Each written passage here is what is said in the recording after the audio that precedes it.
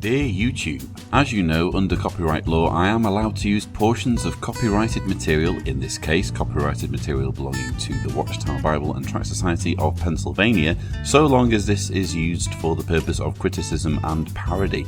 Please remember this when Watchtower comes complaining, because I've embarrassed them by using their propaganda in a way they disapprove of. Thank you.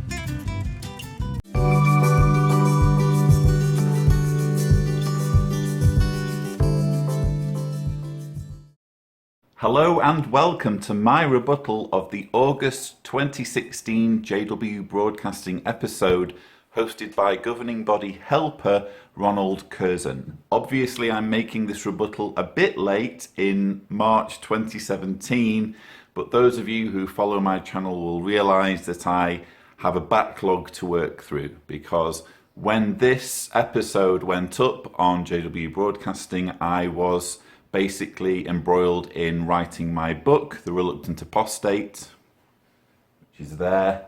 So now I'm going back and doing all of the rebuttals that I missed, and hopefully, slowly but surely, I'll get on top of things. So without further ado, here is the August 2016 JW Broadcasting episode. We can be loyal to Jehovah by being loyal to the faithful and discreet slave, the governing body. Jehovah and Jesus are using the faithful and discreet slave to feed us spiritually, so we owe our loyalty to that slave. But some may say, isn't the governing body made up of imperfect men? Yes, it is. The last perfect person to walk the earth was Jesus himself. There is no perfect person or organization on the globe. But as a longtime faithful brother used to say, this is the best imperfect organization on earth. Jesus didn't say the slave would be infallible. He said it would be faithful and discreet. The way we listen to and obey the faithful slave has a direct bearing on the strength of our friendship with God. In fact, it means our very life. I've already addressed this argument in a recent video I made titled The Governing Body Neither Inspired Nor Infallible. Basically, without wanting to repeat myself too much, you simply can't say of the governing body, leave them alone. They're just imperfect. They're not infallible. They are humble men just trying to do their best to interpret God's word. As I've repeatedly argued, if the governing body really are imperfect, and they quite clearly are imperfect in lots of ways, but if they are imperfect, then they need to act accordingly.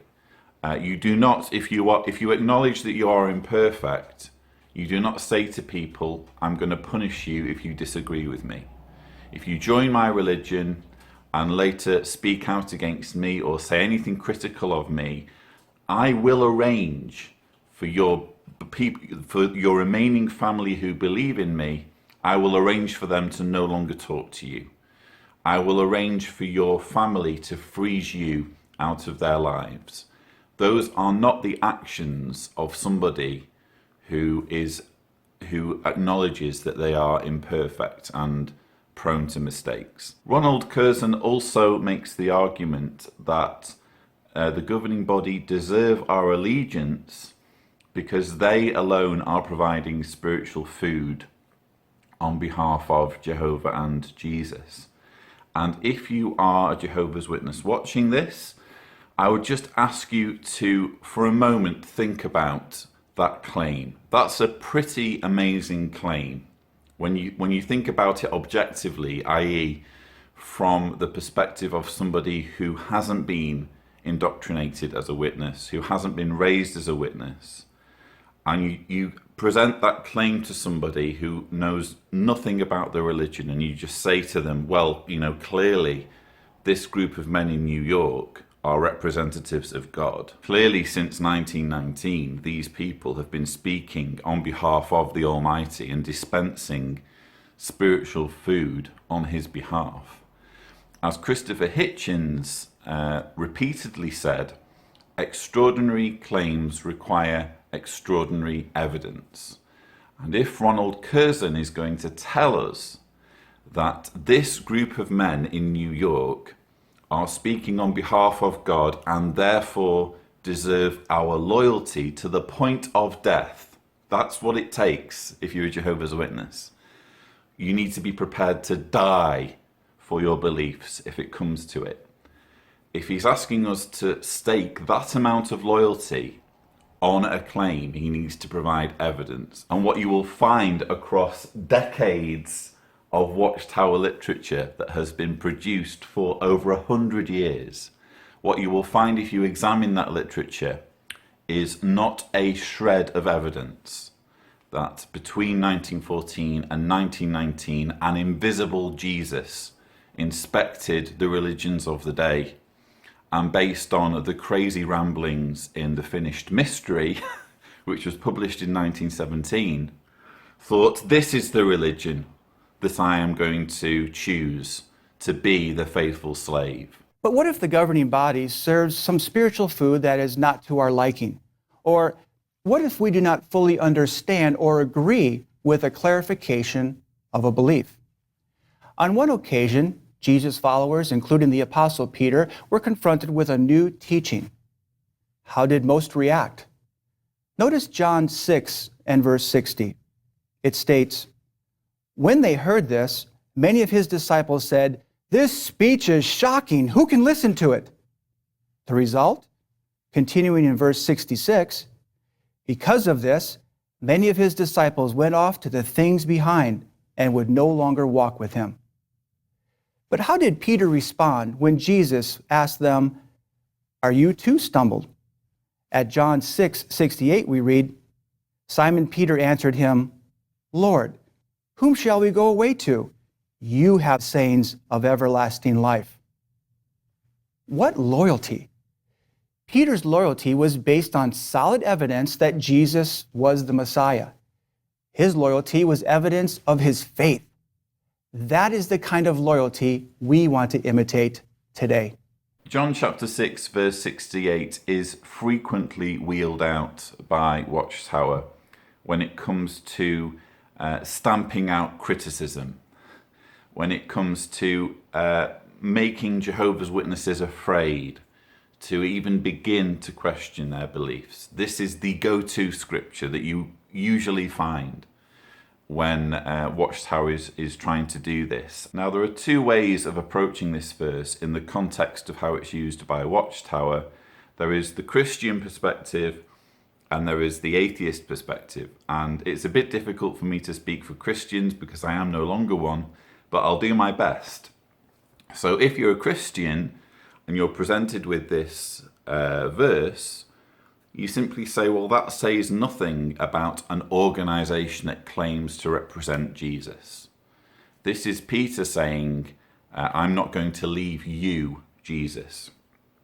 You can't use it to validate the claims of an organization that claims to represent Jesus. So a Christian, someone who leaves Jehovah's Witnesses and becomes a Christian, can rightly argue that this verse has nothing to do with their decision, that in their mind they haven't left Jesus at all. In fact, they are closer to Jesus because there's many things in Jehovah's Witness teachings that are deeply un-Christian. Then there's the atheist perspective on this, and I find the atheist perspective, as an atheist, I find it makes a bit more sense of things. So Peter turns to Jesus and says, why would I want to leave you? You're giving me sayings of everlasting life. That is not a good enough reason to pledge allegiance and loyalty to someone just because they tell you nice things, just because they tell you what you want to hear. And when it all boils down to it, that is essentially the whole point of religion. You could argue that all religions, to varying degrees, are an attempt at staving off death, at making it possible for humans to live on after they've died, at telling people, telling thinking adults, no, you don't have to worry about death because you can live on. You can cheat death and live on. That's what was appealing here for Peter. in this verse. I'm going to follow you because you're telling me I can cheat death. I can continue living after I've died. That if someone makes you that promise, you need to think very seriously about whether you're going to follow them, because that it's a promise that they can't possibly deliver on. There are times we must wait on Jehovah to clarify matters. In the meantime, may we prove ourselves loyal, like Peter, and follow closely the lead of the faithful slave who closely follow in the footsteps of their master, Jesus. Notice how Jehovah's Witnesses are here asked to hold themselves accountable to the governing body with very immediate and grave consequences in the form of shunning if they fail to make good on their pledge. The example they are supposed to live up to is that of the governing body themselves in their loyalty to their Master Jesus, in whose footsteps they follow. There is a clear disparity here, however, because there are no immediate or grave ramifications for the governing body if they somehow fail in discharging their responsibilities toward their invisible leader. They are completely unaccountable to anyone for any disloyalty, whereas their followers are fully accountable and fully punishable in the event that they are perceived as in any way disloyal. Notice also the way Ronald Curzan urges witnesses to wait on Jehovah to clarify matters if answers to questions are not forthcoming. This waiting on Jehovah is the intellectual equivalent of sticking your head in the sand, consciously disregarding a problem or discrepancy with your beliefs in the hope that it will one day correct itself. This suspension of disbelief is a useful tool in any religion, especially one where abandoning one's beliefs carries severe penalties. At times, though, we receive counsel that touches us personally. For instance, on JW Broadcasting, we receive loving reminders from members of the governing body to be forgiving, to honor Jehovah with our valuable things, and to remain spiritually alert. Through the Watchtower and at Christian meetings, we're reminded to be careful about our dress and grooming, to choose good associates and wholesome entertainment, and to remain morally clean. Are we quick to respond and make needed adjustments? Or do we find ourselves wanting to defend our personal rights? Yes, your ears do not deceive you. Jehovah's Witnesses are asked to forego their personal rights and surrender to the whims of their leaders in the minutiae of everyday life, including what entertainment they're allowed to listen to or watch, who they can be friends with, and even the tightness of their legwear. He humbly did as they requested, although it nearly cost him his life. Yes, it meant swallowing his pride, but Paul knew there were bigger issues involved than his personal rights. He was considerate of the consciences of others. But more importantly, he showed his loyalty to Jehovah and to the governing body. To suggest that Paul was exclusively under the command of a first century governing body is completely at odds with what we read in the scriptures. Firstly, the words governing body do not appear in the Bible.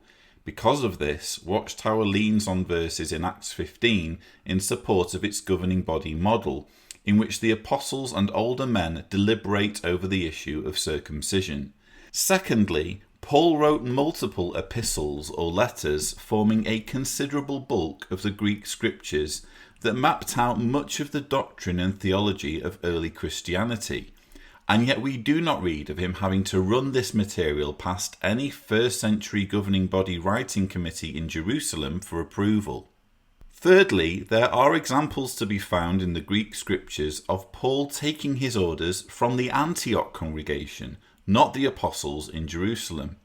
In fact, this latter point was addressed extensively in a 1975 Gilead graduation speech by the late Fred Franz, in which he argued strongly against the concept of a ruling governing body that was more powerful than the society's president. If you're interested, you can read more about this Fred Franz speech, arguably the most apostate talk given in Watchtower history, on pages 90 to 98 of Crisis of Conscience.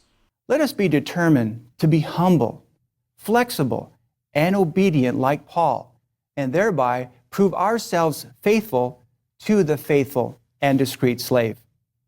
Catchy! You do get these funny little catchphrases from time to time, I've noticed, on JW Broadcasting episodes. And this time, we need to remember to be faithful to the faithful and discreet slave. Of course, when it comes to how faithful the faithful and discreet slave are, they're not really answerable to anyone. As the Great Tribulation nears, our survival will depend on our readiness to respond to their direction as they follow the governing body's direction. Our loyalty is not to men, but to Jehovah's arrangement made up of imperfect but loyal men.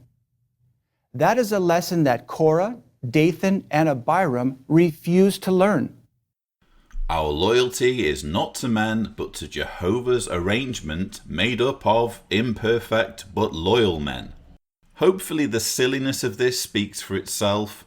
Jehovah's Witnesses are told that they are not loyal to men, but in the same breath they are effectively told that they must be loyal to men who are self-accredited, self-certified as loyal to an invisible entity toward which they will never be held accountable. The example of Korah is cited as a warning, and we are about to be treated to a cringeworthy dramatic representation of that story. But before we get into that, it's also worth noting the increasing references to the Great Tribulation in Watchtower propaganda, particularly this imagery of witnesses huddled together in a basement or bunker. The governing body loves using fear to keep witnesses in line, and the threat of witnesses soon being forced to retreat to the lower parts of their houses seems to be Watchtower's meme of choice. In this clip from the video Respect Jehovah's Authority, listen to Korah's defiant attitude toward Moses as taken from Numbers chapter 16. Moses!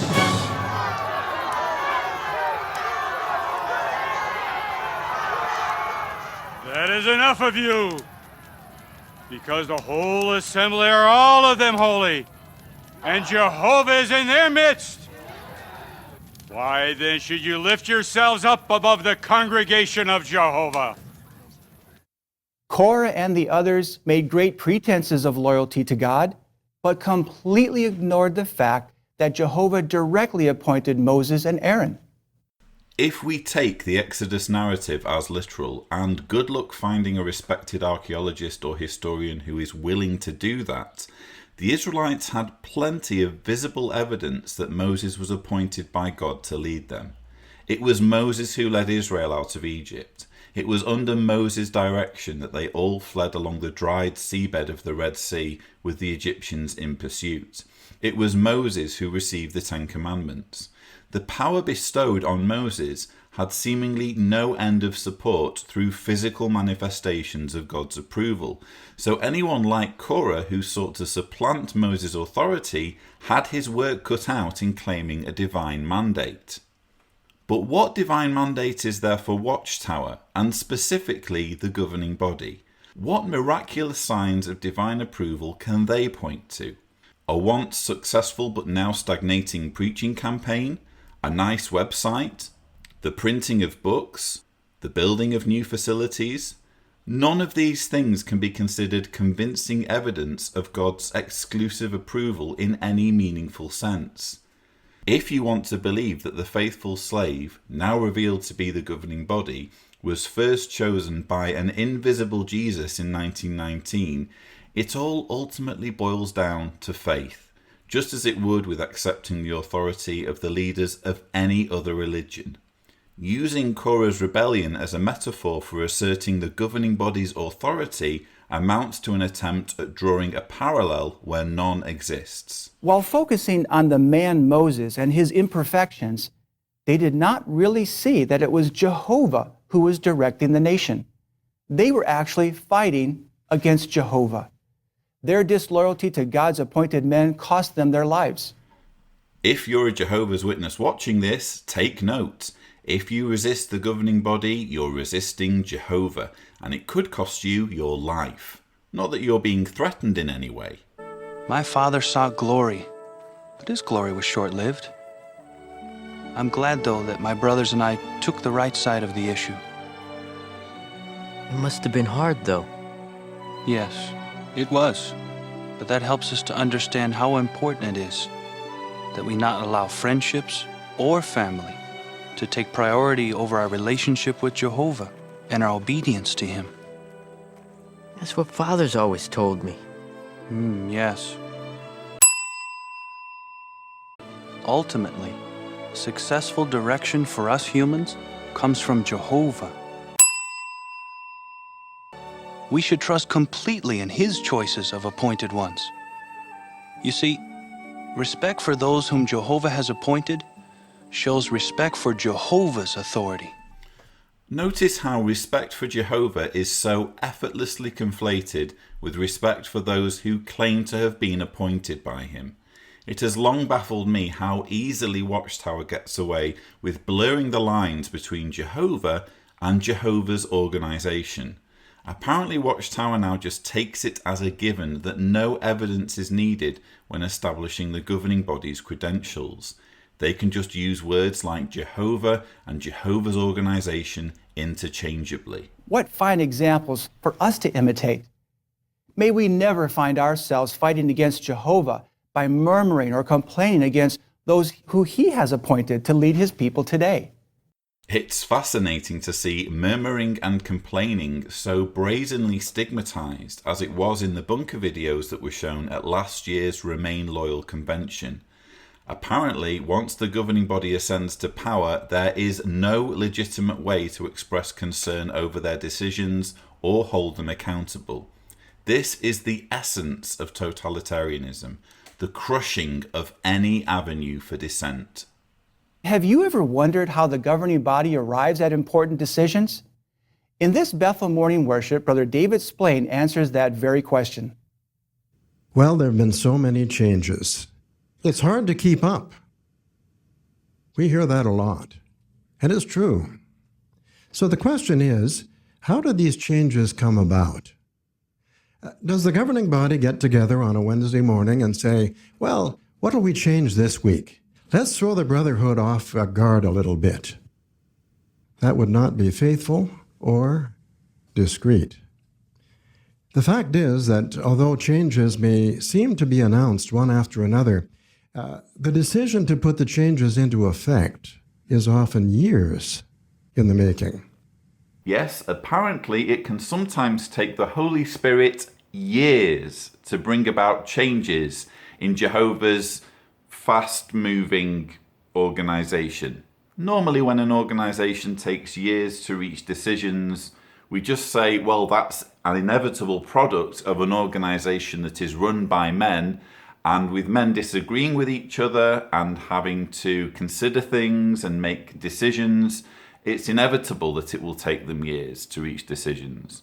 But in this case, oh no, the fact that it takes years for them to make decisions just shows that they're being really careful. Either it's Jehovah's organisation or not, and if it really is being led by Jehovah, why can't changes be made overnight? I also find this whole segment with David Splane interesting because I've often argued that I don't believe that the governing body is cynical. I don't think they deliberately set out to mislead people. I think that they are mostly deluded and the victims of indoctrination themselves, in addition to indoctrinating others.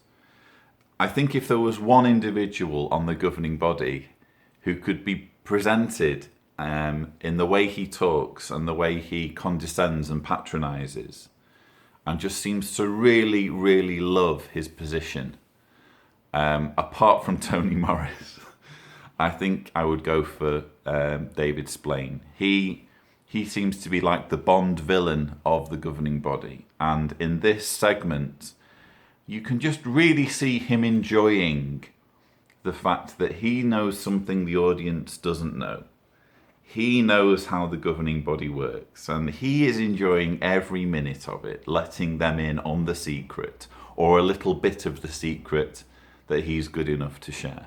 Now, one of the first big changes that the current governing body had to grapple with had to do with this. Is it feasible to have a branch committee serving in the United States? Now, for years, the thought was that we really couldn't have a branch committee functioning in the United States because the states was host to the governing body and the world headquarters. So this was going to be a big decision, and it wasn't taken overnight. A lot of consultation with mature, experienced brothers was necessary. But finally, the decision was made. And we believe that decision has had Jehovah's rich blessing. We're proud of our hard-working branch committee, and we're happy to have their support. We need their support. Of all the things I would like to see a governing body member explaining in terms of lifting the lid on the inner workings of Watchtower's leadership, David Splane has started with what is arguably one of the least pressing issues, namely, why do you need a United States branch committee when the organization is based in the United States? Why does the governing body need to perform branch visits to the United States when they actually live at Watchtower's headquarters in New York? This for me is little more than a bureaucratic oddity, and I doubt it's something witnesses will have been losing any sleep over. But talking about it is a great way of deflecting attention from more pressing issues such as child abuse, blood transfusions, shunning, and the war on apostates.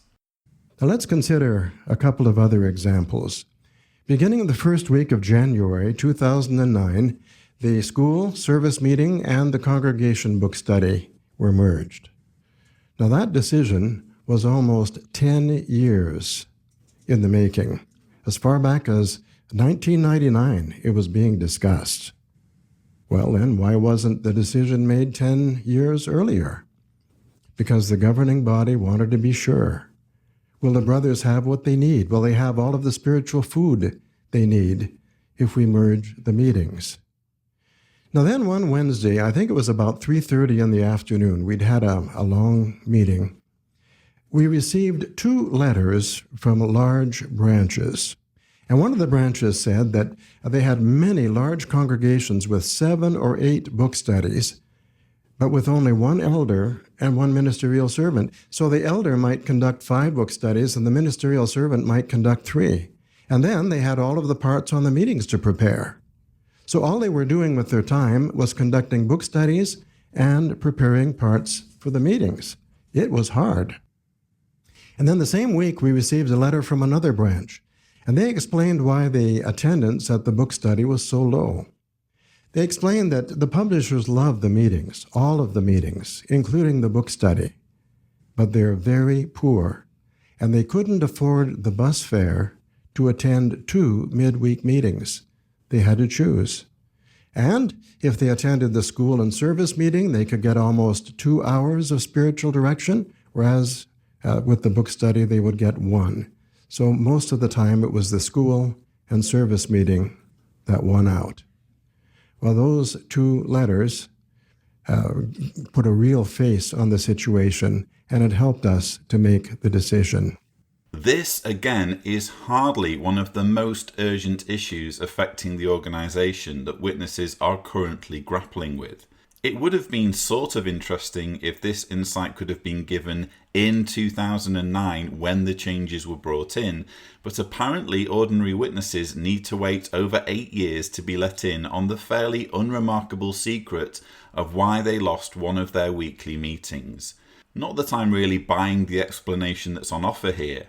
It could be that this was the motivation for getting rid of the weekly book study, but I find it more likely that the governing body ended the arrangement because it was terrified of witnesses gathering in private homes, away from the glare of the rest of the congregation, and picking apart the flaws and discrepancies in Watchtower literature. For example, check out the question box in the September 2007 Kingdom Ministry titled, "Does the Faithful and Discreet Slave endorse independent groups of witnesses who meet together to engage in scriptural research or debate?" As you read it, it becomes pretty clear that there were growing concerns at that time over witnesses sharing ideas behind closed doors that could run counter to official organization teachings. Now, in 2008, a public edition and a study edition of the Watchtower began to be published. That decision was a long time coming. We discussed the possibility off and on, but we always said, let's not be hasty, let's wait a little bit, let's see what Jehovah wants. The main thing was, what would Jehovah want? And how would we know? We decided to make a sort of fleece test. A fleece test, for those of you who don't know, is the test mentioned at Judges chapter 6, verses 36 to 40, where Gideon asks God to indicate his approval by making a fleece that's left on the ground overnight, soggy with dew one morning, but dry the following morning. It's basically a means of non-verbal communication with a God who has, for reasons unknown, decided to no longer just speak to his worshippers.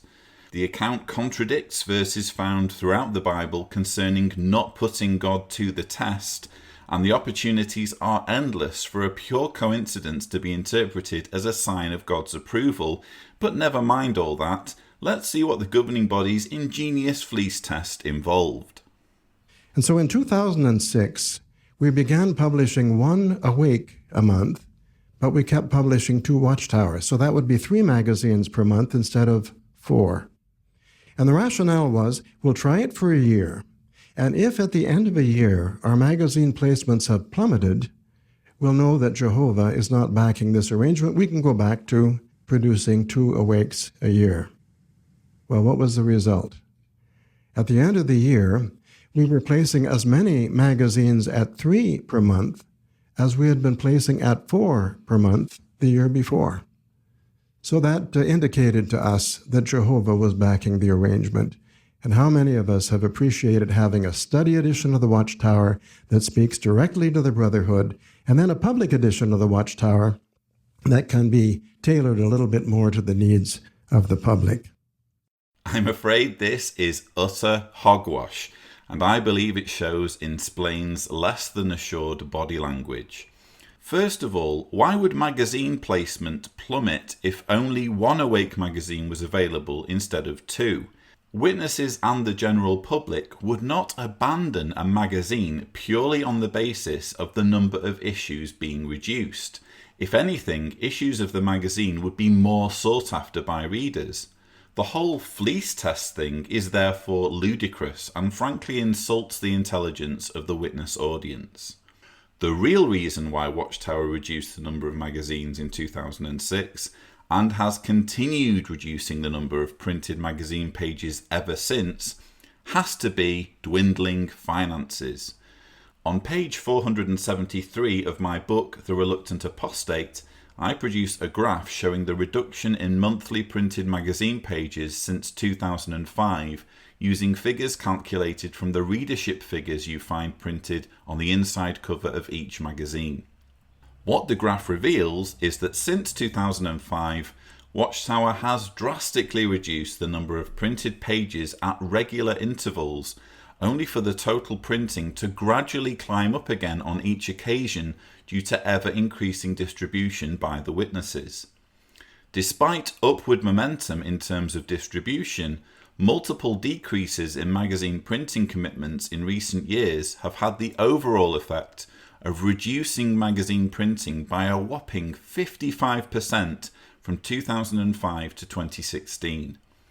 You can argue, if you like, that this has nothing to do with printing being prohibitively expensive for the organisation, but you then have to explain why printed spiritual food in the form of magazine articles would be less important now than it was in 2005 if we are supposed to be on the verge of Armageddon. Now, before making any decision that affects the kingdom work, the governing body has to carefully consider the spiritual implications. An example, in 2008, the decision was made to reduce the length of public talks from 45 minutes to 30 minutes. Well, you say, how could that decision possibly affect the spirituality of the brotherhood? And if you're serving in an urban congregation with many elders, and nearby there are other urban congregations with many elders, perhaps you'd have difficulty in understanding the reasoning. But the governing body has to look at the whole picture. Thousands of our brothers have served with a need is great, and they've learned a foreign language. And in many, many of these congregations, the learners are the elders. Some of the learners have told us that for every minute of a public talk, it is required 1 hour of preparation. So can you imagine 45-minute public talk, 45 hours for some of them? So the reduction in the length of the public talks has actually meant that these congregations could have more public talks. That's not all. There are thousands of elders who are serving in isolated congregations that may be 100 miles or more from the next congregation. So in one congregation, you have one elder, and then 100 miles away, you have another congregation with one elder. How many public talks were those brothers getting when there were 45-minute public talks? The 15-minute reduction made a difference.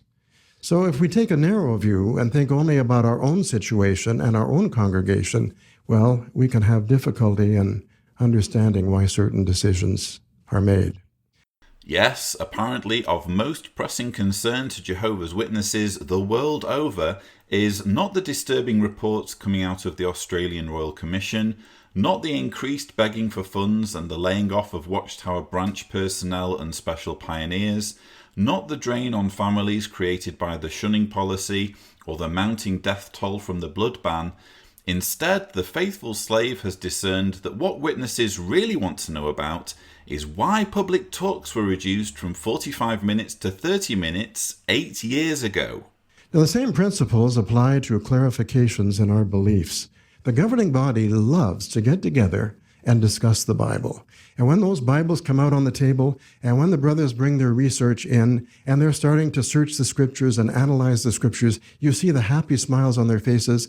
The brothers love discussing spiritual things. The clarifications are often a long time in coming into print. Why? Because the clarification on one Scripture can have a domino effect on others. The clarification on one Scripture can have ramifications on other prophecies, so we have to be absolutely sure that everything fits. Let's credit David Splane for being brave enough to say this, even if he can be assured that the majority of witnesses who hear his words will not think them through properly. What he has just described is the delicate balancing act required when religious leaders impose their own views and preconceptions on an immovable, unalterable sacred text. The Holy Spirit is absent from the process we have just heard described. There is no mention in what Splane has just said of God guiding the members of the governing body as to how his word should be interpreted. If God were any part of the equation, the governing body would not have to worry about how a change of understanding with one scripture impacts on another. They could just introduce the changes safe in the knowledge that because God has guided them, everything will automatically fit into place. What Splane has just done is openly admit that God through his Holy Spirit has no tangible role in the way the governing body arrives at new teachings.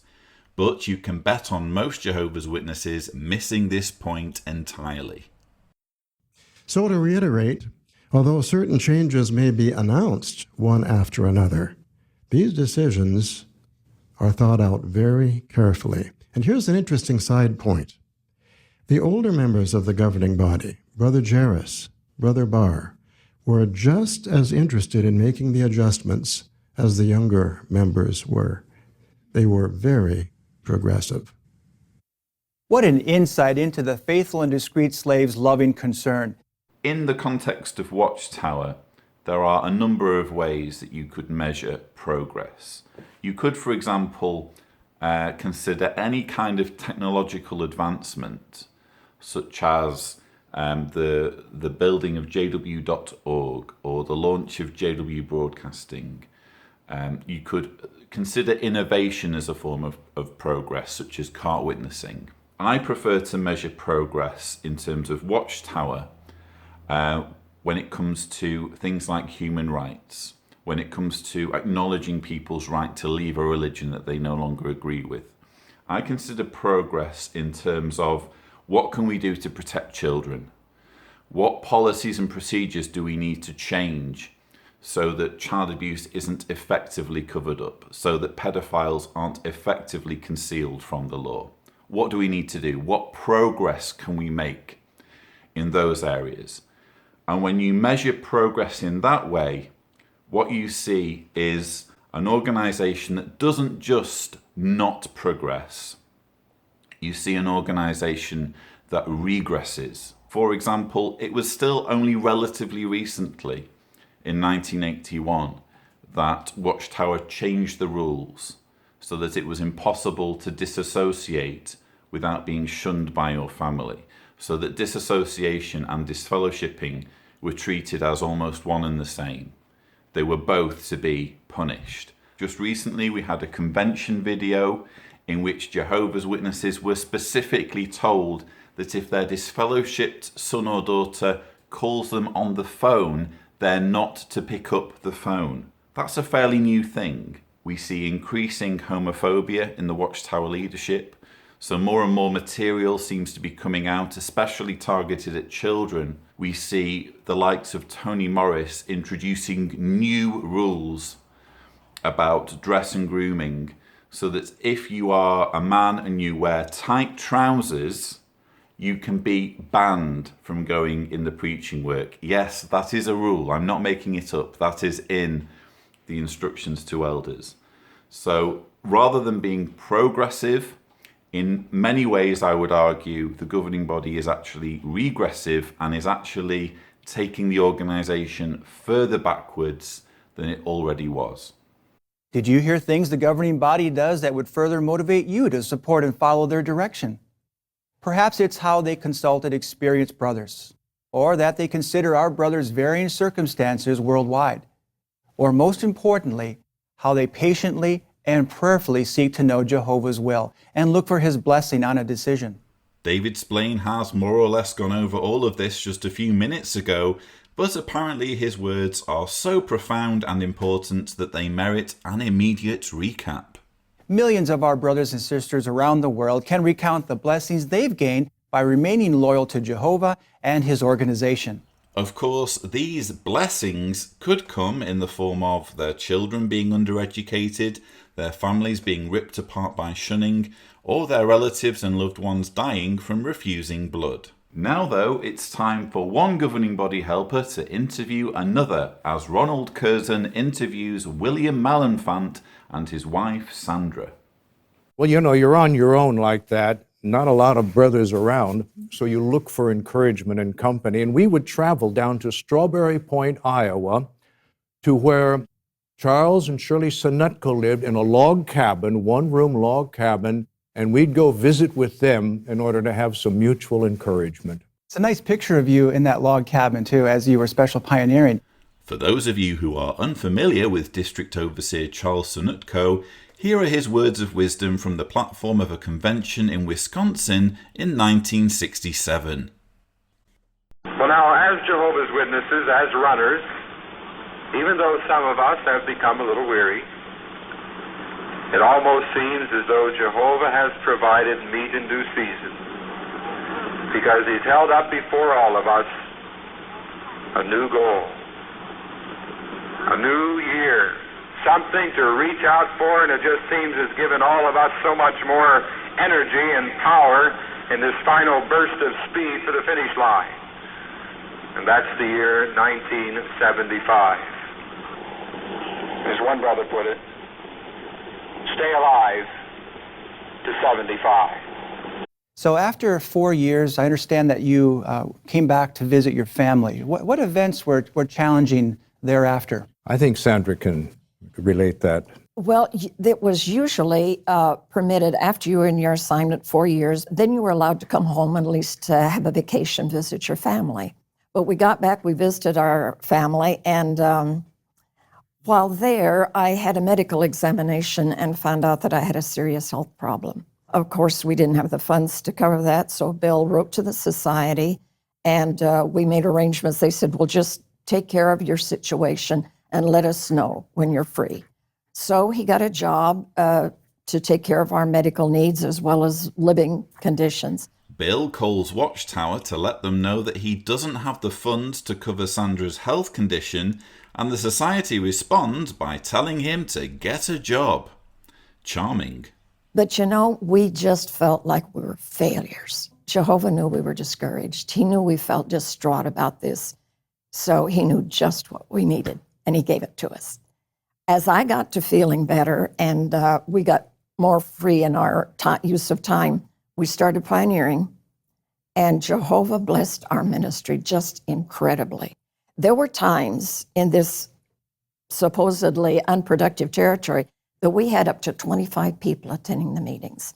Many of them got baptized, and they're our fast friends to this day. That's incredible. So Jehovah knows what you need, and he provides it. That is beautiful. 25 people attending the meeting in a territory considered unresponsive is touted as evidence that Jehovah miraculously provides. I'm afraid to say Bill and Sandra's bar for what passes as evidence has been set incredibly low. Also, notice Sandra's comment that both her and Bill felt like failures because they were not able to give 100% of their time and energy to Watchtower due to her health condition. This is how witnesses are expected to feel if they are devoting less than everything to their leaders, and I can personally testify to feeling the exact same way throughout my years as a witness whenever I believed my service to the organization was falling short in any way. We were doing pre-convention work in the LA area at the Lamert Assembly Hall, and we received a letter inviting us to come to Bethel. And that was a very, very special privilege to be invited to Bethel. I went into the service department because at that time they invited a number of traveling overseers to come in and work in the service department. And Sandra went into housekeeping, and we were both delighted to come to Bethel. Lucky Sandra! Bill got to work in the service department, and she got to clean toilets. The governing body has made significant adjustments in the work that is taking place at Bethel and in the field.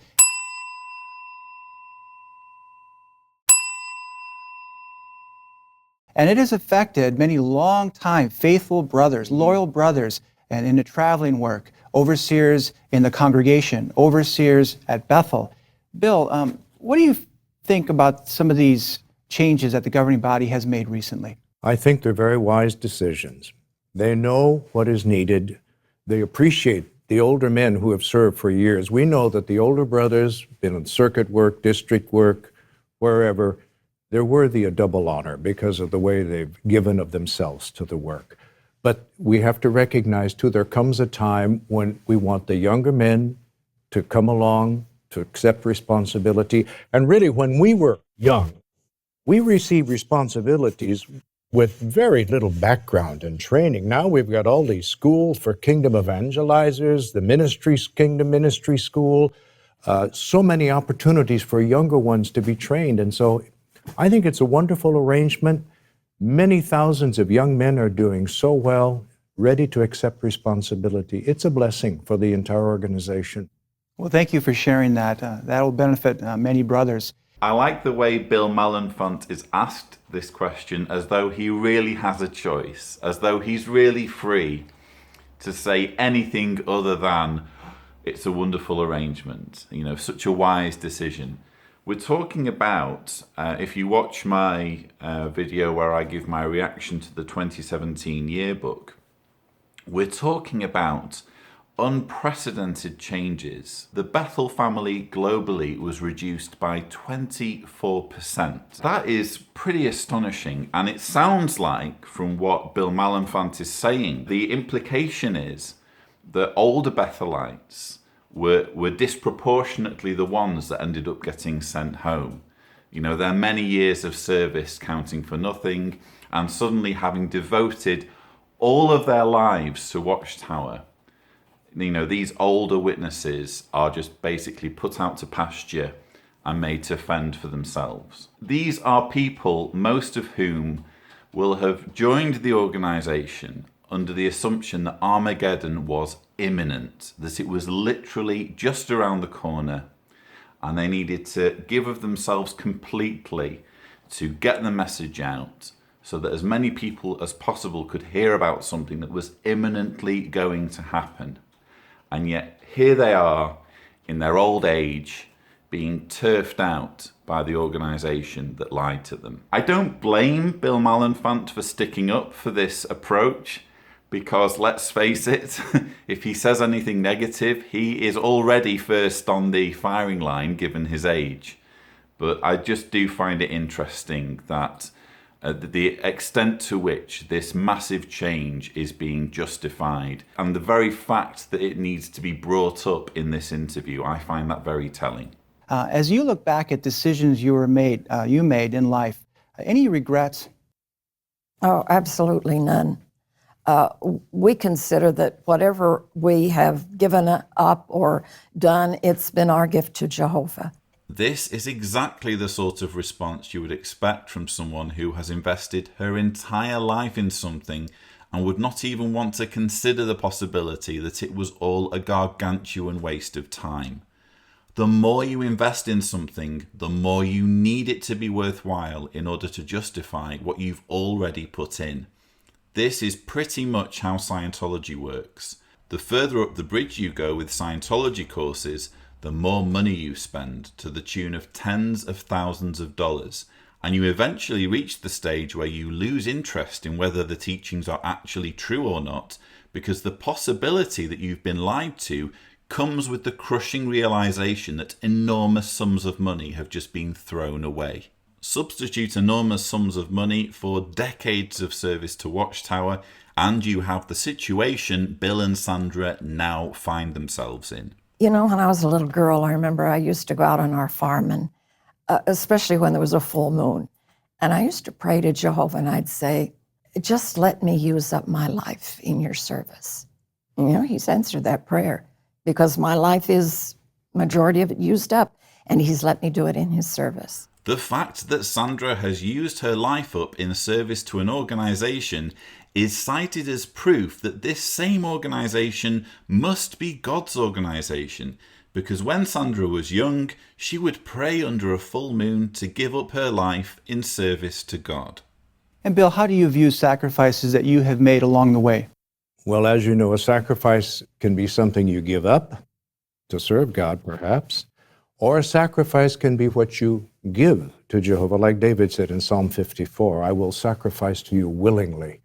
There are a number of good scriptures, obviously, that we all love, but one in particular that stays in my mind is Romans chapter 14, verses 7 and 8. We live to Jehovah. We die to Jehovah. So whether we live or we die, we belong to Jehovah. And we've made that decision, not just because he's the creator. We've made the decision to give ourselves to Jehovah God. So absolutely, we've had the best life possible. We have no regrets at all about what we've done with our life, giving Jehovah the first place. Sacrifice is a recurring theme of JW Broadcasting episodes, but rarely is it spelled out so brazenly. Bill and Sandra Malenfant are held aloft as two individuals who have almost completely exhausted their time on this planet in service to an organisation that has given them nothing in return but false hope. An organisation that wouldn't even foot the medical bill when Sandra fell ill. To add insult to injury, Bill is here shown telling the witness audience that they have all individually made the same choice already through baptism to give themselves to Jehovah God. Again, no effort is made to justify why Watchtower can assume the title of Jehovah's organisation. Witnesses are just expected to consider Jehovah and Watchtower as one and the same, and give their entire lives without question.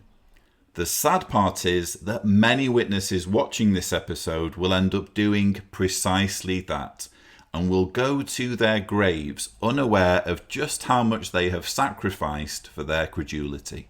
And speaking of sacrifice, it's now time to hear the story of a circuit overseer's wife who turned her back on a career as a rodeo star. We were considered one of the top 2 acts in rodeo. My strength lied in my fearlessness.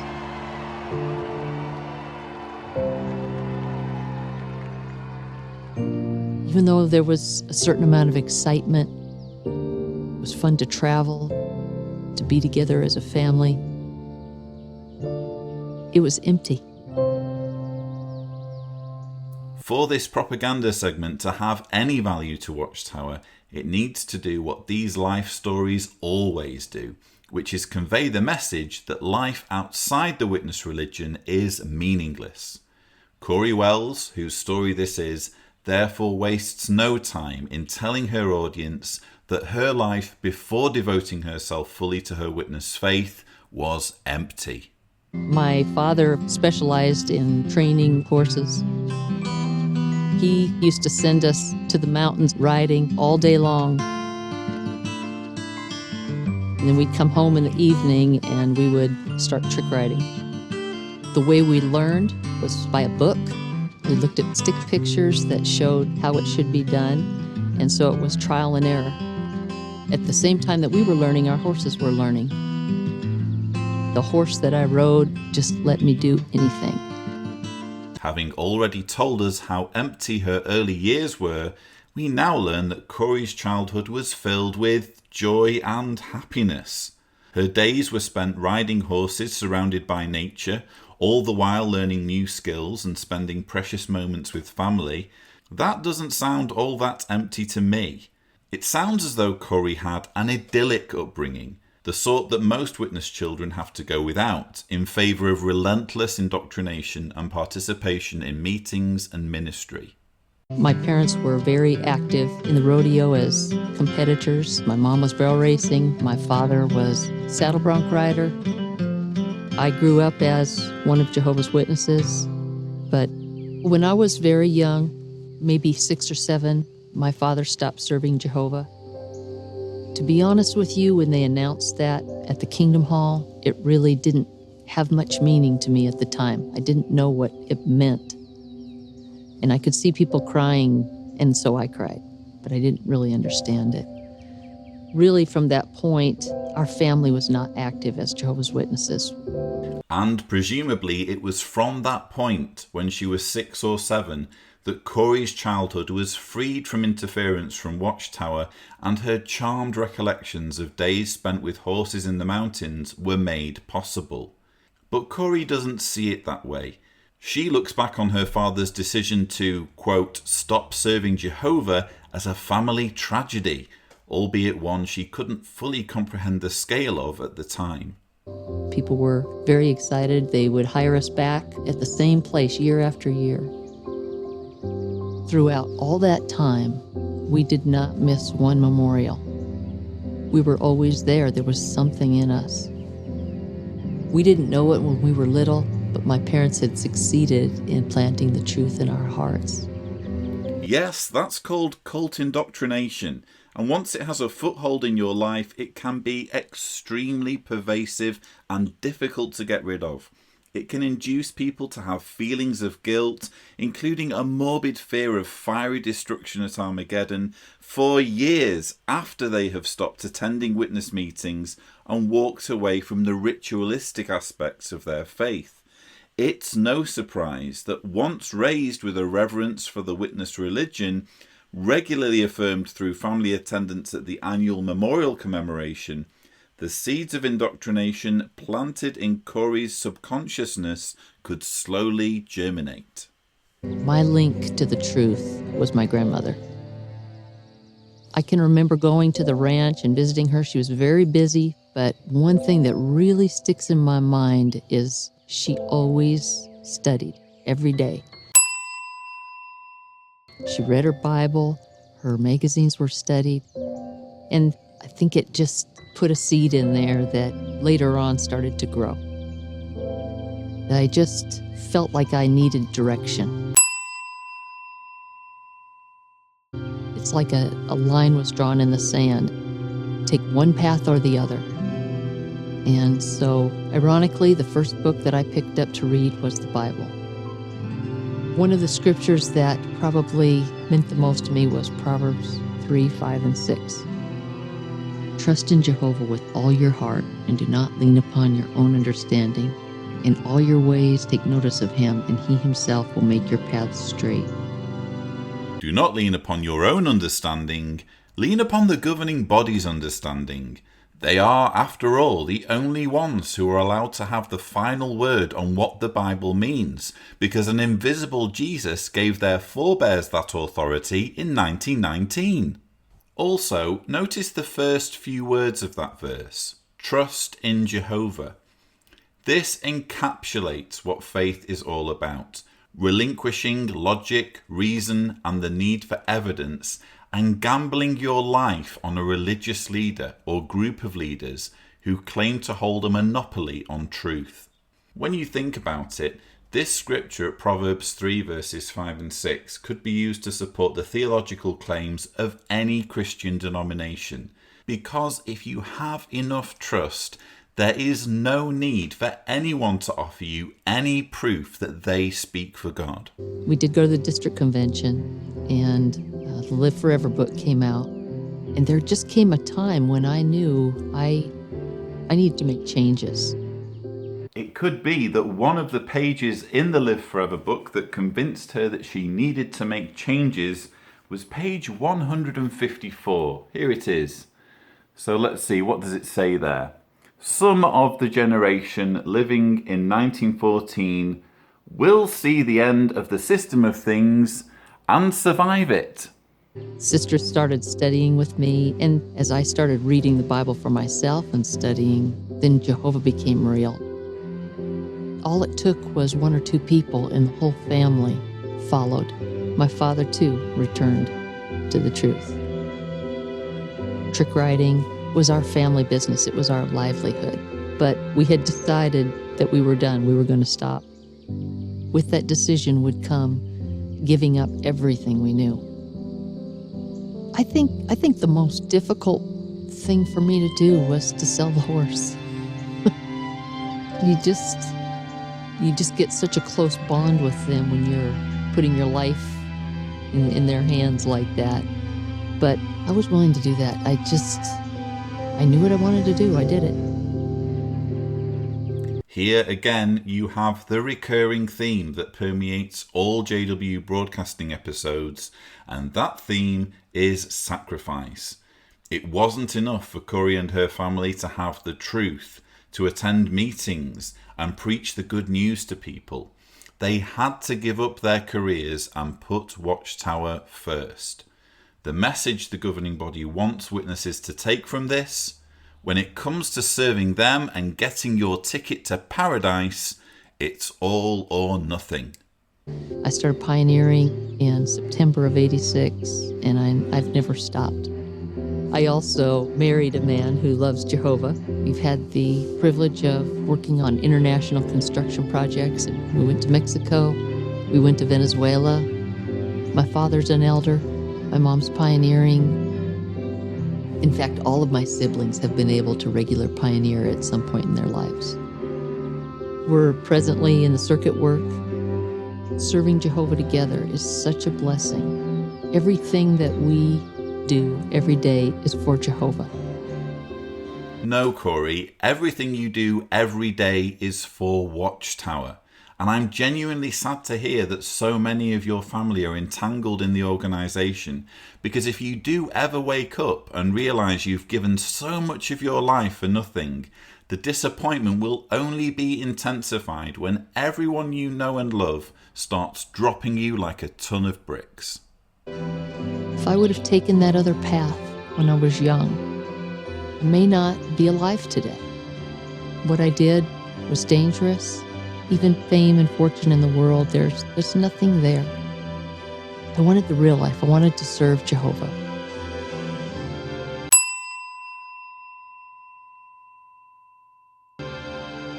I have no regrets. If I could change anything, when it comes to my service to Jehovah, I would change nothing. I would just do it better. Thus concludes another life story segment set to emotional, stirring music. in which a Jehovah's Witness, in this case a circuit overseer's wife, urges people, particularly young people with the potential of a career ahead of them, to make the same decisions that she's made. And I think the fact that it's coercive and manipulative really speaks for itself. I did just want to pick up on what she said about believing that she'd probably be dead. Maybe she would be dead if she hadn't given up on rodeo. And then she kind of corrects herself a little bit and realizes that not every opportunity for fame and fortune involves dangling off a horse at high speeds. And she just kind of corrects herself a bit and says, oh, well, even in other areas, there's really nothing to fame and fortune. Well, I'm sorry, love, you were a rodeo star. That doesn't mean you get to speak on behalf of all celebrities. I make the argument in the caption. Exactly the same thing could be said about death and about the risks involved if she ever ends up having to accept a blood transfusion, or if she's ever told that she needs to accept a blood transfusion in order to live. She will end up then not having a real life, she will end up having no life. As I've said in previous videos, in the blink of an eye, the best life ever can end up being no life at all. I think it's really immoral for Watchtower to use people in this way, to hold them up and say, look, if you want to be happy, if you want to be fulfilled, you've got to do what this lady is saying and give your life over. Give all of your years and all of your potential to have a family. I mean, who knows? Maybe she's given up. Maybe she gave up having children so that she could do the circuit work. We just don't know. But there is never a reason to give your life so completely to an organization, especially one that's lying to you. Few decisions are as important as whom we choose to marry. Part 1 of our Preparing for Marriage series appeared in the May 2016 program. In that dramatization, a sister realizes she is too young for a romantic relationship and that cultivating Christian qualities now would help her later when she's ready for marriage. Part 2 in the series next depicts how a dating couple can successfully know the secret person of the heart so that each can find a marriage mate who's loyal to them and to Jehovah.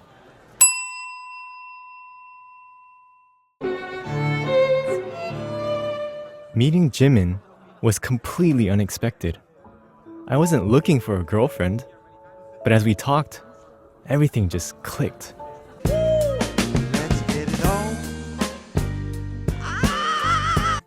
The only problem is the distance.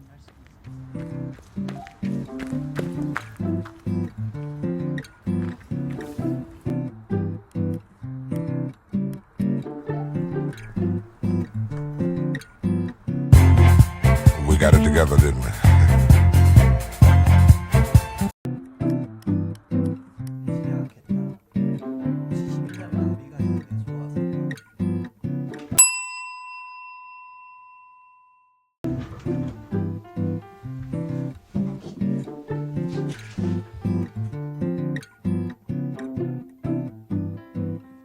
I flew out to see her once, but most of the time, all we can do is communicate online.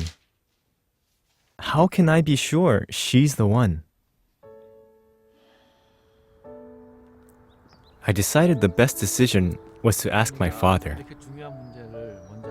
He knew the relationship was becoming more serious, and he appreciated my concerns. He said, the same things are important, whether the person is next door or a world away. Most people simply focus on appearance or social standing. But for a truly successful relationship, what matters is spirituality. Yes, what matters is spirituality. When you're choosing a partner to spend the rest of your life with, don't worry too much about things like kindness, intelligence, integrity, sexual attraction, compatibility, how well you gel with one another, whether your skills and personality traits complement each other.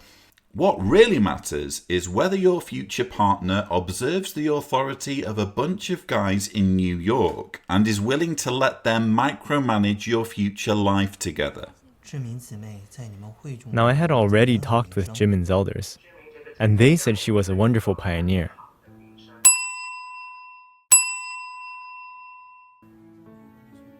Dad said that's good, but it takes more than that. It takes time to get to know the secret person of the heart. 처음부터 낭만적인 감정에 빠져선 안 돼. 서로의 장점을 이끌어낼 수 있는 짝인지 먼저 알아봐야지. But how do you get to know the secret person of the heart? He said, first, pray. Ask Jehovah to help you see Jimin as she truly is, both her good qualities and ones that may need improvement. Also, when you're able to visit, observe her actions. Shake your ass! Watch yourself! Shake your ass! Show me what you're working with! How does she treat her friends? Her parents? Ones in the congregation? That's a good indication of how she'll treat you someday. But it's not just about her. He had me read Ephesians chapter 5, verse 25. Husbands, continue loving your wives, just as the Christ also loved the congregation and gave himself up for it. He asked, are you ready to be that kind of husband? He thought I was, but that the only person that truly knows is me. If you happen to be watching this as someone who has never been a Jehovah's Witness, by now you're probably in hysterics at how needlessly complicated and fraught with apprehension the courtship process is for witnesses. The truth is, once you strip away all the cheesiness and terrible acting of this dramatization, it is essentially accurate in portraying the labyrinth of rules, customs, and engineered difficulties that await a young witness who wants to get married. Bearing in mind, witnesses are really only allowed to marry within their own faith. Every decision a courting witness makes must be rooted in some kind of acknowledgement of Watchtower's authority, as we see in the verse the father shows his son in Ephesians 5 verse 25. On the surface, a reminder for husbands to continue loving their wives may seem relatively benign, but throw in Christ's love for the congregation, and we see that the verse is essentially a reminder of the headship arrangement, in which husbands have to show subservience to Watchtower in place of Jesus, and wives, at the bottom of the ladder, are to view their husband as their spiritual head.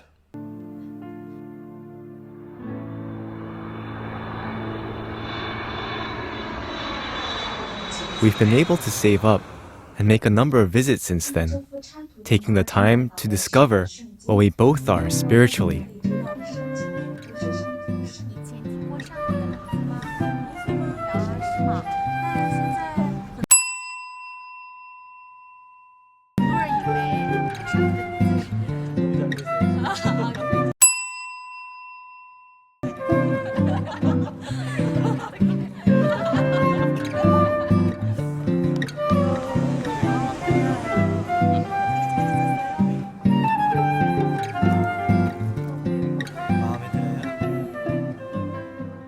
사실 제가 오늘 준비한 게 한 가지 있는데요. 어떤 거요? 저랑 결혼해 주실래요?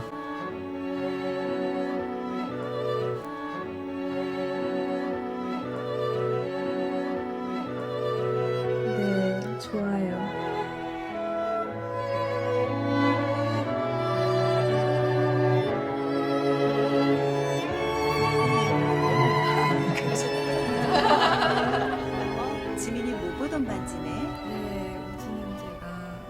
And while we know we're not perfect, if we keep our focus on Jehovah, we can be perfect for each other.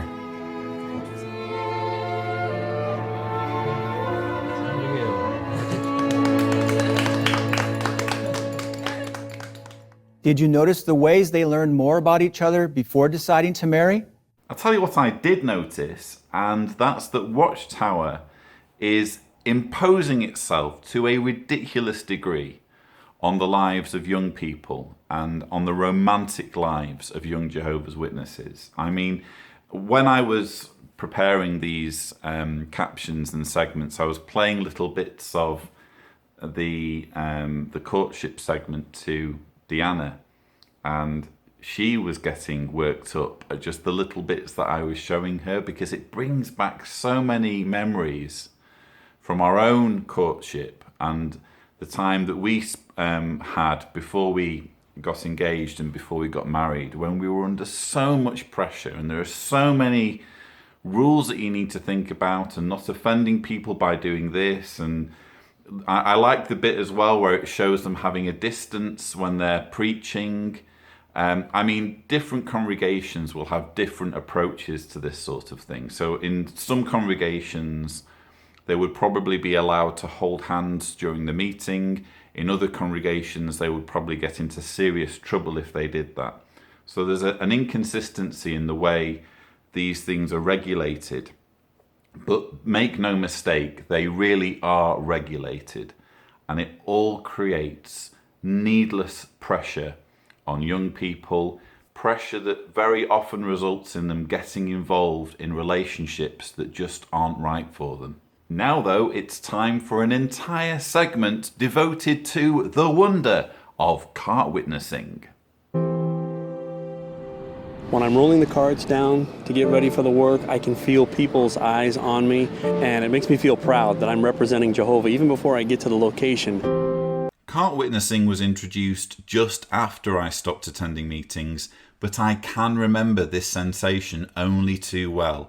The burning sense of pride at walking down a street with your ministry partner, book bag in hand, knowing that when people look at you or peek at you from behind their curtains, they are instantly identifying you as one of Jehovah's Witnesses.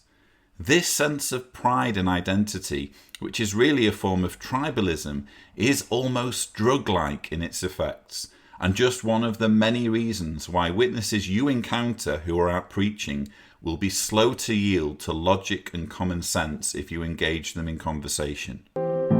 We have a chance to use our Bibles very regularly. We talk to honest-hearted people who are interested in really learning what the Bible teaches.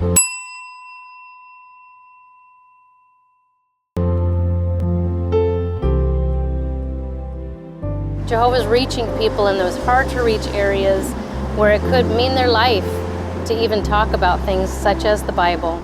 Yes, there are many parts of the world where the human right to freedom of religion is violated by the ruling party. Unfortunately, Jehovah's Witnesses are themselves a religion that violates human rights in this area, because their leaders urge them to visit punishment by means of shunning on any who fall away from their faith. And according to Article 18 of the Universal Declaration, it is everyone's inalienable right to both have and leave a religion as they wish. When you're part of the metropolitan work, you get to welcome people being drawn by Jehovah. This expression of people being drawn by Jehovah is based on John chapter 6 verse 44, which says, "No man can come to me unless the Father who sent me draws him." As I've pointed out before, once you start saying that Jehovah selects individuals who he will make interested in becoming Jehovah's Witnesses, you also need to explain why Jehovah decides to not draw certain people by making them interested, especially if the penalty for not being interested in Jehovah's Witnesses to the point of joining them is annihilation at Armageddon. How can you rationalize the idea of God giving people free will, which they can use to either serve him or not serve him, if you also have this concept of God drawing people to him?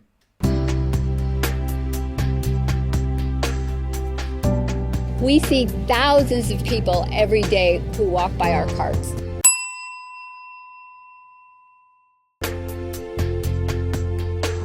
While we're placing literature in up to 40 different languages each week, what's really exciting is to see how many conversations we're starting and how many Bible studies we're initiating. Yes, let's take a look at Bible studies for a moment. In 2012, when the Cart Witnessing program began, Jehovah's Witnesses were conducting an average of 8,759,988 Bible studies per month, with 268,777 baptized that year. In 2016, witnesses reported 10,115,264 Bible studies. Despite this 15.5% increase in studies over the numbers for 2012, there were only 264,535 baptisms last year, 1.6% less than the numbers for 2012. Simply put, witnesses may be reporting more Bible studies, but the evidence would suggest that these extra studies aren't producing baptisms. Starting Bible studies is one thing, keeping people away from Google is another thing entirely. We're visible to a lot of people in the community, especially those who were inactive or maybe were raised around the truth. Yes, witnesses are indeed visible, and it's possible that just by standing there next to the carts, some who were raised as witnesses and are still clinging on to elements of their indoctrination might be tempted to reconnect with their former religion.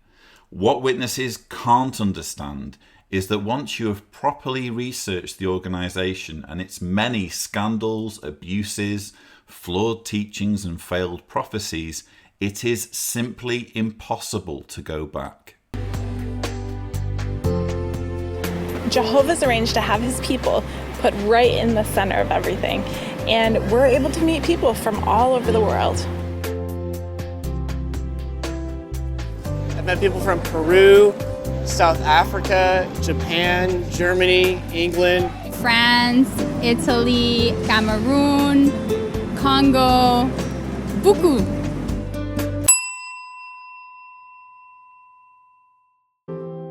We had a gentleman come up and wanted to, he said debate, and then he said just discuss. But as he's talking with us, he had to catch his train, but he missed 3 trains because he wanted to continue the conversation and speak with us.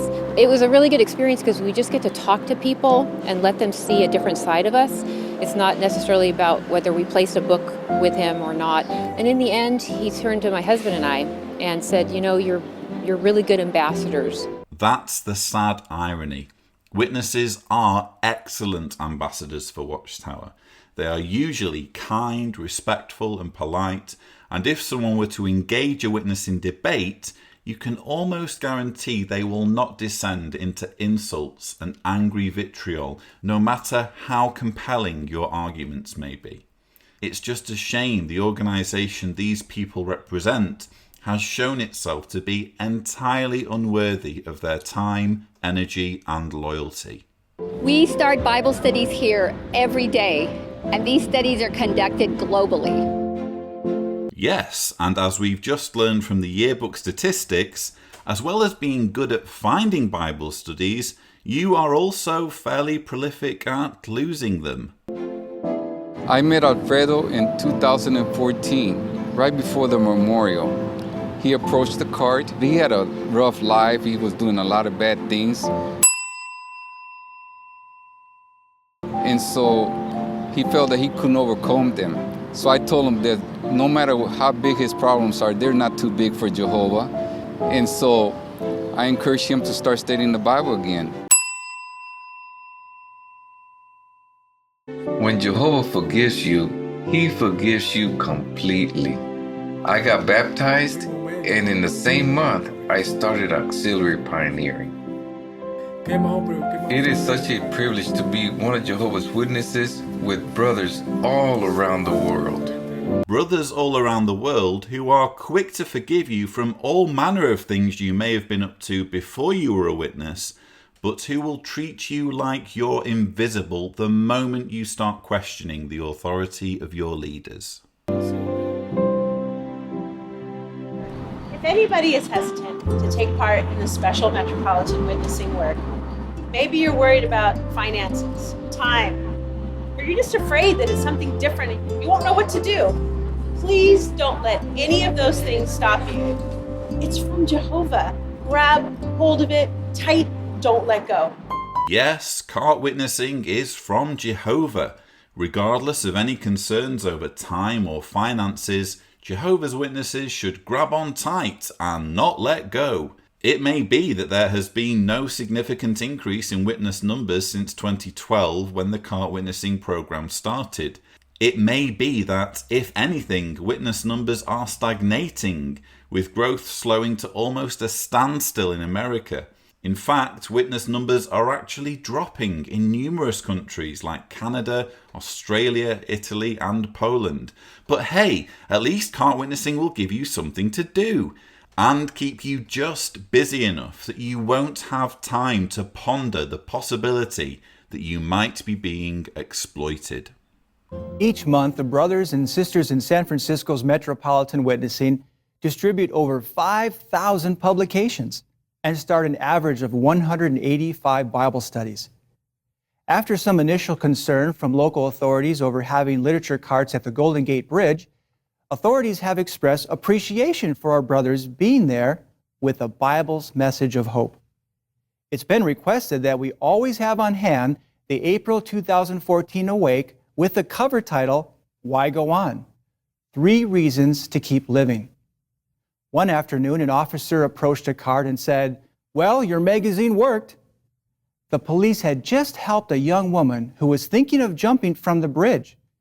When they reached her, she had the Awake issue in her hand and had decided not to jump.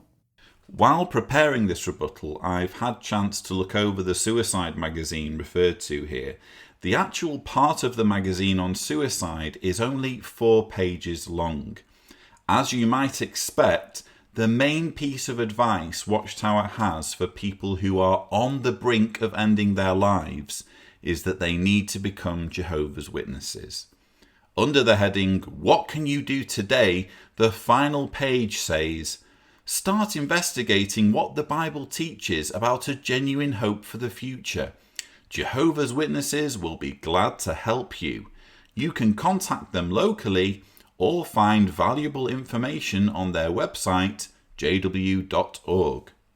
If you ask me, this is one of the most disgusting forms of opportunism and exploitation you could conceive in a magazine aimed at people who are in the grip of serious depression and emotional trauma.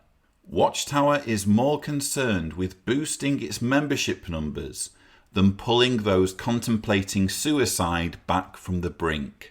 Give us peace of mind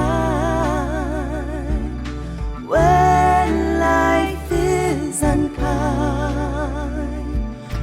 For our welfare, our thanks go to you. The message here is, if you put serving Watchtower first and find yourself losing your job, never fear. The creator of the cosmos will take a break from not saving babies from malaria, not stopping children from being abused and exploited, and not saving people from war, famine and natural disasters. With all of that trivial stuff no longer bothering him, God will swoop down to your neighborhood and arrange for one of your fellow Jehovah's Witnesses to leave a bag of groceries on your doorstep. That ought to fix it.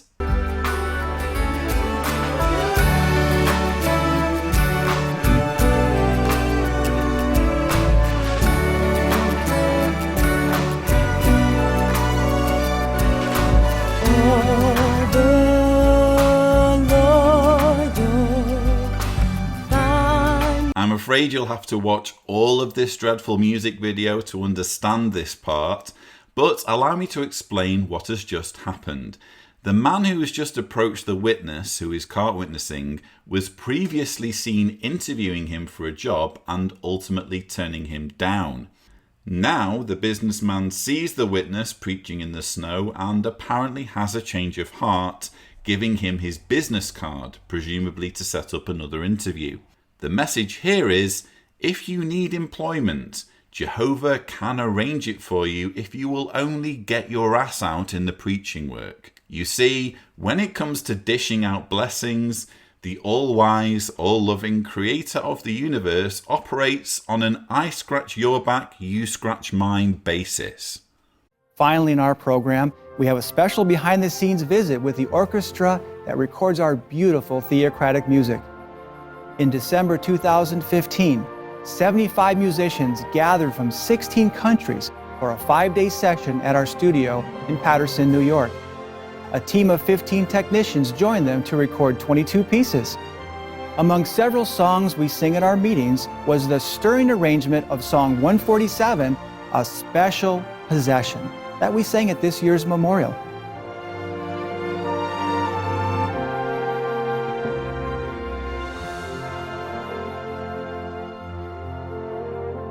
The orchestra took time from their busy session to send you their Christian love and greetings. And we thank them and the governing body for the music we have to joyfully praise our God Jehovah. Yes, thank you, governing body, for that wonderful music.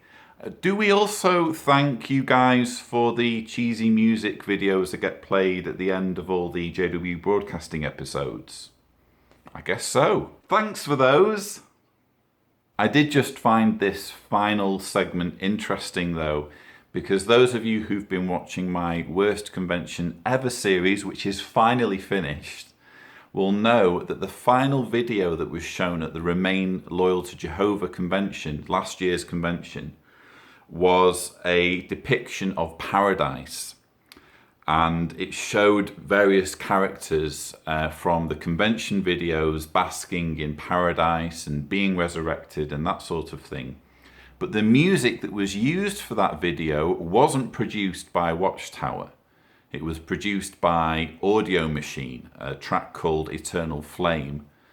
And I just find, in the context of this video segment, I just find it interesting that Watchtower is so proud of its music making ability, and yet it is somehow limited in that it has to outsource for certain elements of its propaganda. It has to outsource to worldly music. And in fact, while we're on this subject, every now and then I will get a copyright strike against one of my JW broadcasting rebuttals, not from Watchtower, but because I've played one of their segments and they've used music from worldly sources, and one of those bands or companies has issued a claim on just those few minutes where I've shown that segment. So it's not like it was just for the convention video. It's actually quite a common thing for Watchtower to go to Satan's world for its music, even though it claims to have all of these talented individuals at its disposal. But I'm afraid that brings us to the end of my rebuttal for the August 2016 JW broadcasting episode. I will try and do the remaining episodes, I think September, October, November, December I need to do, maybe January as well. Anyway, all of the ones that are missing I will do, and I can't promise how quickly I'll do them. I'll just work through them as quickly as I can. But I hope you've enjoyed this video. Please don't forget to subscribe for more videos if you've enjoyed it. And as always, thank you for watching.